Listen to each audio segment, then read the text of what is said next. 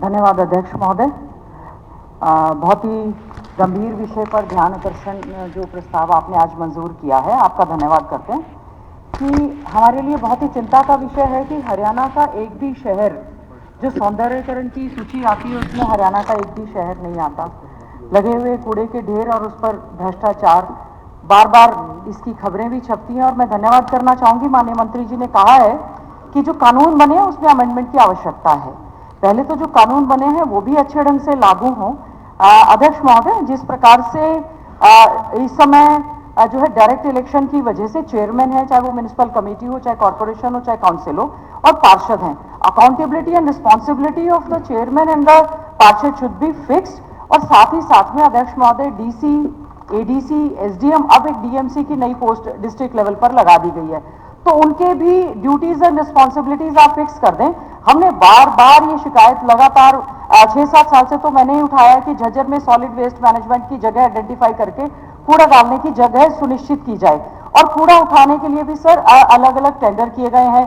और दूसरा क्या है कि कूड़े के ढेर कहां पर फेंके जाएं, और साथ ही साथ में जो सबसे बड़ी जो डिफेस जो शहर हो रहे हैं, होर्डिंग, बैनर, पोस्टर, तो इसमें आइडेंटिफाइड साइट्स हैं, हमारा इनकम जनरेशन भी इसमें हो सकती है।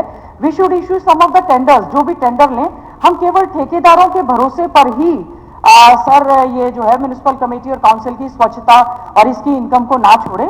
और मेरा एक ये प्रश्न ये है कि अध्यक्ष महोदय, इसमें बहुत बड़े लेवल पर जो भ्रष्टाचार की हम लोग बात करते हैं, चाहे गुड़गांव का विजिलेंस इंक्वायरी तक मार्क हुई है, हमारे यहाँ भी काफी ज्यादा दिक्कत है। एक तो इसमें मेरा आपसे अनुरोध ये है कि आप पार्षदों को भी कोई पावर देने का काम करें। जो चुने हुए पार्षद हैं, चेयरमैन डायरेक्ट होते हैं, चेयरमैन पार्षदों की परवाह नहीं करते हो, चुने हुए पार्षद उनकी नहीं करते। हम लोग जब नगर परिषद की मीटिंग अटेंड करते हैं, सिवाय झगड़े के वहां पर कुछ नहीं होता। फंड्स हैं, फंड्स की अवेलेबिलिटी सही ढंग से रहे। बेसहारा पशु जो हमारे घूम रहे हैं, वो बहुत बड़ा कोई राजनीतिक विषय नहीं है, चिंता का विषय, सभी को इसमें चिंता करते हुए समाधान करना चाहिए।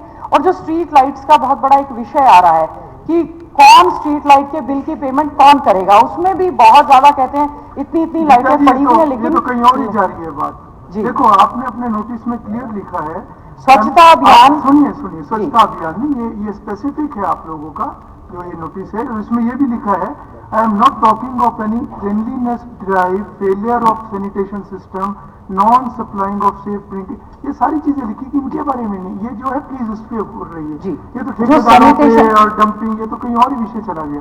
प्लीज उस कूड़े का ढेर बहुत इंपॉर्टेंट विषय आपका, बहुत इंपॉर्टेंट विषय सर। 8 साल से हम प्रयास कर रहे हैं इस पे।